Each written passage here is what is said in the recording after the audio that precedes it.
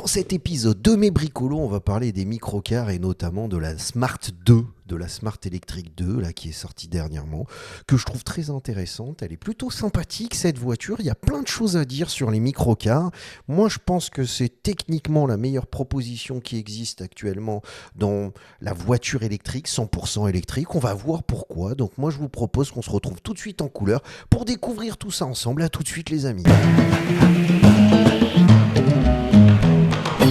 Salam alaikum, bienvenue à tous dans ce nouvel épisode de Mes Bricolos, épisode numéro 32 de la saison 6. Comment vont mes bricologistes préférés? Comment ça va les amis? Alors, les bricologistes, aussi appelés les bricologues, sont ceux qui sont abonnés à cette chaîne YouTube. Donc si vous voulez faire partie de la team des bricologistes, c'est le moment de vous abonner. Vous cliquez sur la petite cloche, comme ça vous recevrez une notification à chaque fois que je publie un nouvel épisode un nouvel épisode de Mes Bricolos. C'est notre petit rituel hebdomadaire. Chaque mercredi à 17h en GMT, je publie un nouvel épisode de Mes Bricolos et dans ces épisodes de Mes Bricolos, on prend le temps de papoter, commenter, discuter, échanger sur les dernières actualités de la création, de l'innovation et du design. Et dans cet épisode de Mes Bricolos, j'ai envie de parler des microcars parce qu'il y a un truc qui se passe. Alors les microcars, c'est pas nouveau, ça fait longtemps que ça existe. Enfin, ça fait très longtemps que ça existe, notamment dans le thermique. On se rappelle de la Smart et on va la voir.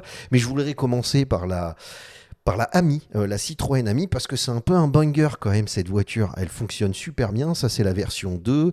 Il développe un petit peu ce concept de la microcar électrique abordable, pas trop cher.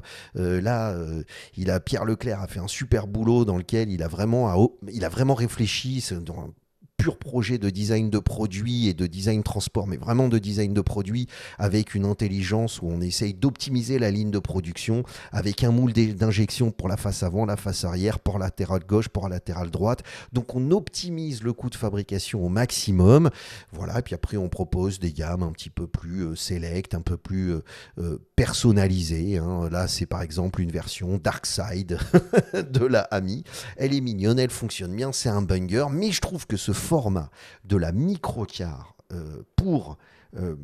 pour l'électrique, je trouve que c'est le format qui se présente bien, quoi. C'est un truc qui fonctionne bien. Il faut pas se leurrer. Regardez, Design Wanted, il propose aussi un article sur une start-up espagnole qui propose aussi une version d'une microcar électrique. Donc, il y a cet engouement pour la microcar électrique. Il y a vraiment quelque chose qui fonctionne bien entre le format de la petite voiture et de l'électrique. Voilà, tu vois, la combinaison fonctionne bien.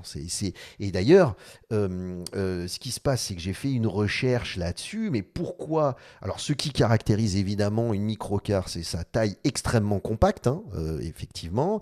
C'est une capacité réduite mais assumée, une architecture simple avec les roues qui sont aux extrémités du châssis, une logique urbaine, évidemment. Et pourquoi elle est parfaite pour l'électrique? Parce que l'électrique aime les trajets urbains.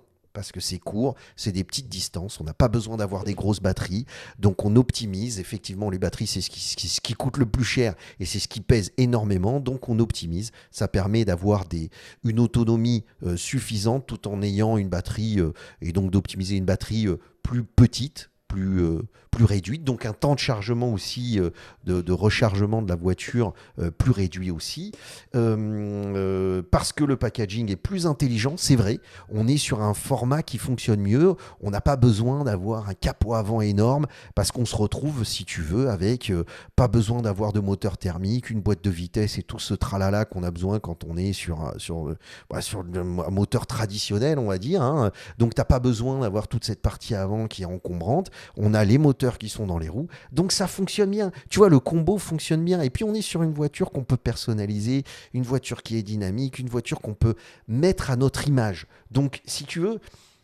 ça marche bien. Il y a quelque chose, il y a une combinaison qui marche bien. Donc voilà, on a ces deux voitures électriques, moi, que je montre là pour expliquer un petit peu le principe. Mais la Ami, elle a un côté un petit peu voiture pour sans permis.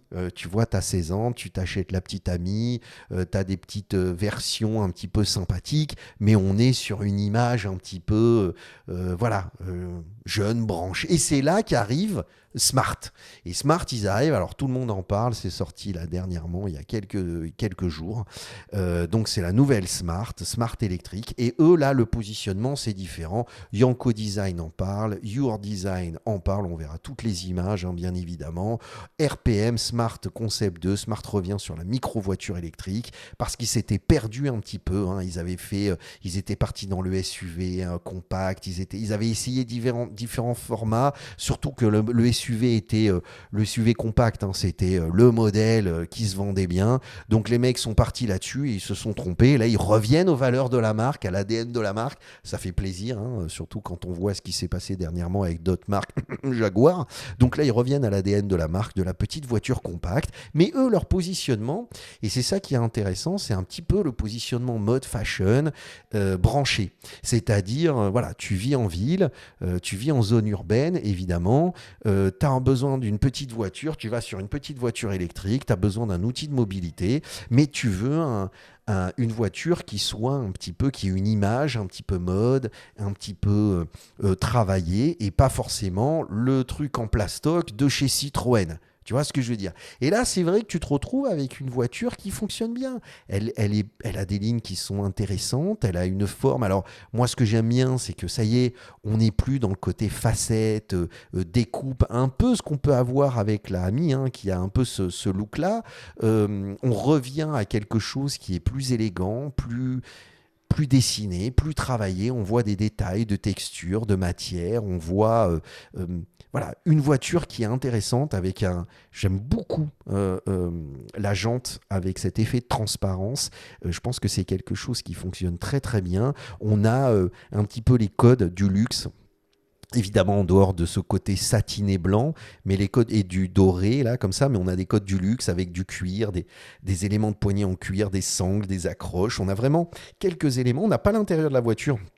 Donc il est difficile de savoir exactement comment elle est à l'intérieur, mais on est sur un beau petit véhicule électrique. Moi je trouve que c'est sympa. En plus Smart a cet historique de la petite voiture compacte urbaine. À l'époque elle fonctionnait très bien. Elle avait eu son petit moment de gloire, même si en termes de fiabilité c'était pas top.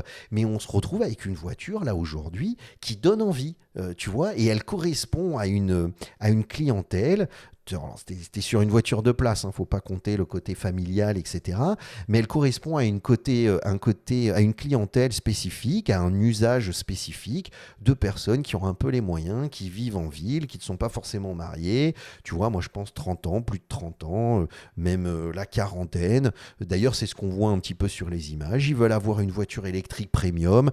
La Ami, elle a déjà sa clientèle, on se distingue un petit peu, on propose un produit un petit peu travaillé, et je la trouve très sympa.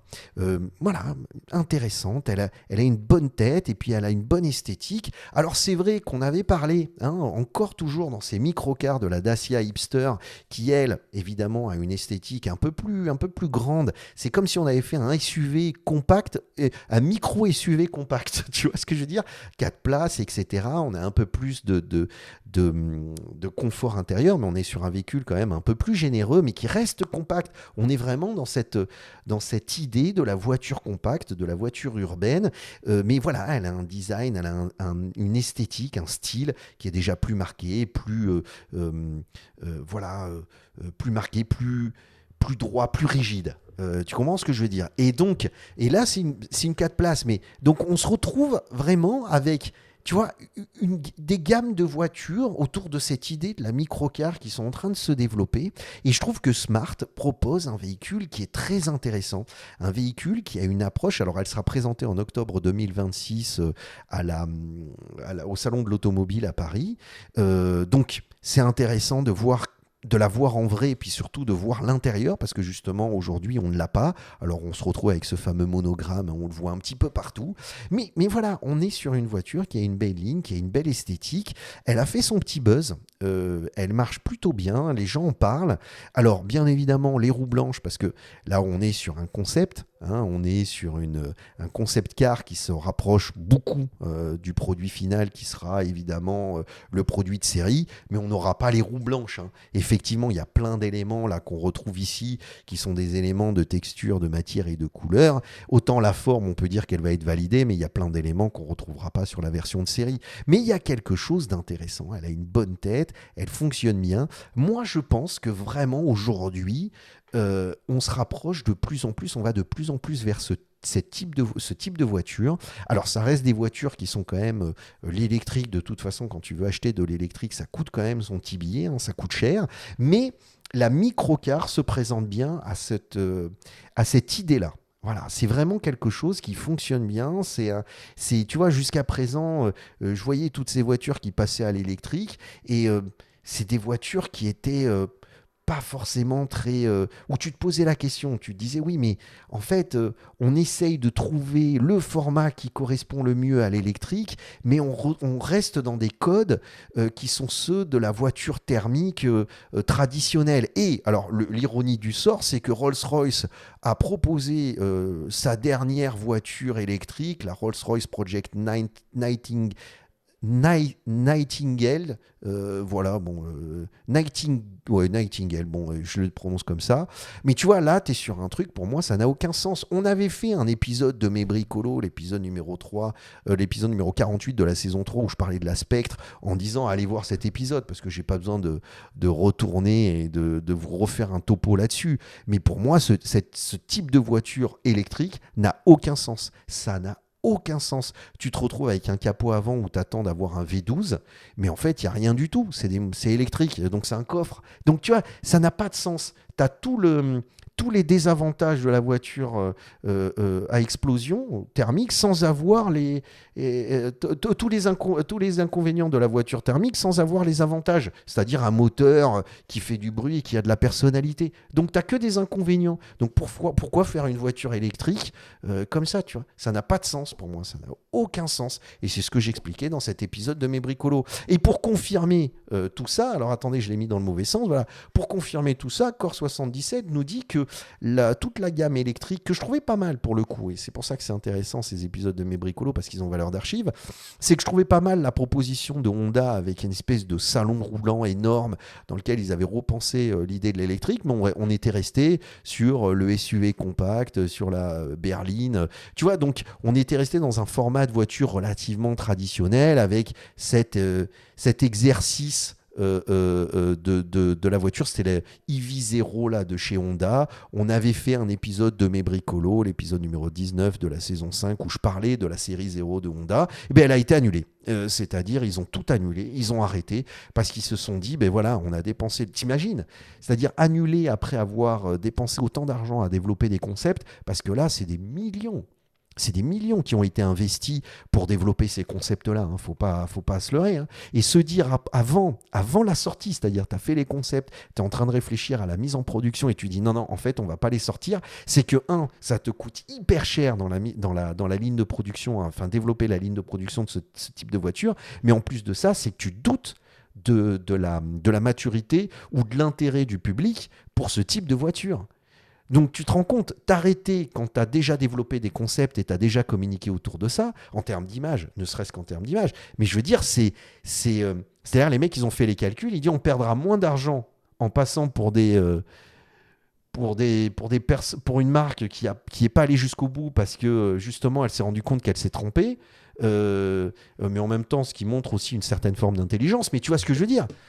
C'est-à-dire, ils reviennent en arrière en disant non, en fait, on va tout arrêter. Là, le EV0, là, ça fonctionne pas du tout. On se retire parce que ça nous coûte trop cher. Mais c'est énorme. C'est-à-dire, ça, c'est une actualité qui est passée un petit peu inaperçue. Mais moi, quand je suis tombé dessus, je me suis dit, mais en fait, les mecs, c'est un truc de fou. Parce que là, avec tout l'argent qu'ils ont dépensé, ça te montre à quel point on est sur l'électrique, c'est pas du tout encore gagné. On ne sait pas ce qu'on va faire. Et c'est vrai que quand tu vois la petite Smart, quand tu vois cette voiture et que tu vois la petite Smart, alors moi je vous conseille d'aller sur le site internet de Smart, ils présentent bien la voiture.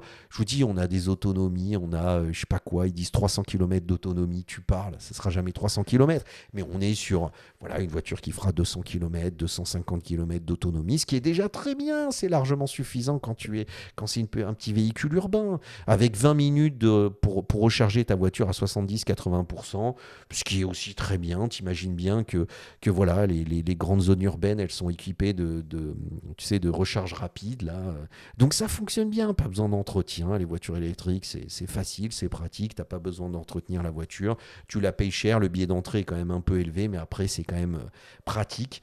Donc on est sur un joli véhicule. Et moi, je trouve que là, on a une proposition qui est intéressante et on commence à toucher du doigt une typologie de produits voitures électriques, en tout cas dans un premier temps, parce que bien évidemment, ça va évoluer, mais la microcar électrique est intéressante. C'est pas forcément évident à concevoir parce que on a l'impression de se dire si je fais une petite voiture, ça va être plus facile à développer. C'est pas vrai. C'est pour ça que Smart, grâce à leur connaissance et à leur historique autour de la microcar, sont parfaitement à même de développer ce type de véhicule. Je pense que ça va être très intéressant. Ils vont proposer une voiture qui est quand même, on va dire, qui va être compétitive. Parce qu'ils ont l'expérience, ils ont déjà les châssis, ils ont déjà un peu tout travaillé. Donc, si tu veux, ils ont l'expérience, ils ont tout. Donc voilà, la voiture est intéressante, elle se positionne bien, elle apporte, elle se présente pour, elle- voilà, elle se présente comme une alternative intéressante pour une typologie de clients qui ne seraient pas forcément atterrés par la Citroën Ami. Voilà, donc elle a trouvé un petit peu son positionnement. Et ça, c'est château d'eau, chapeau bas. Moi, je trouve ça très intéressant. Et finalement, c'est peut-être Citroën, grâce à la Ami, qui a ouvert la voie et qui, justement, maintenant, va insuffler une nouvelle réflexion autour de la voiture électrique. Et je pense que voilà, cette Smart est une étape supplémentaire. Voilà, qui est très intéressante. Et moi, si demain je devais parler à un constructeur automobile, un mec qui est en train de développer des concepts autour de la mobilité et du design de transport, c'est vrai que là, aujourd'hui, je dirais partir sur une voiture compacte électrique. Alors, euh, c'est moi, c'est ce que je pense être le plus intéressant en termes de réalité du marché, mais en même temps, c'est pas forcément évident, c'est très compliqué parce que quand on parle de voitures, de microcars, ce qui est compliqué, c'est la sécurité, c'est valider tous les engagements et les contraintes de sécurité, crash test, etc. Parce que plus la voiture est compacte, plus il faut travailler le châssis, il faut travailler énormément d'éléments pour garantir la sécurité des personnes qui se trouvent à bord. Donc voilà, c'est ça le problème. Donc ça demande beaucoup, beaucoup de boulot. Mais c'est vrai que je me dis naturellement, voilà, c'est le genre de voiture qui correspond à cette combinaison aujourd'hui de la voiture électrique. De la voiture électrique, voilà, de la voiture électrique, de cette combinaison-là. Voilà. La microcar, urbain, petite batterie, autonomie réduite, mais qui fonctionne très bien pour les villes. Et puis après, pour les grandes distances, bah, tu prends l'avion, tu prends le train, tu loues une voiture quand tu arrives à destination. Tu comprends ce que je veux dire? Dire notre façon d'utiliser la mobilité est quand même complètement différente. Ou alors à ce moment-là, tu as gardé ton ancienne voiture thermique et là, tu veux juste une petite voiture électrique d'appoint. Donc voilà, on a la Citroën Ami, on a ces Espagnols qui travaillent sur ce concept, on a maintenant la Smart qui est très intéressante, on a la Dacia Hipster qu'il ne faut pas mettre de côté parce qu'elle est très intéressante aussi.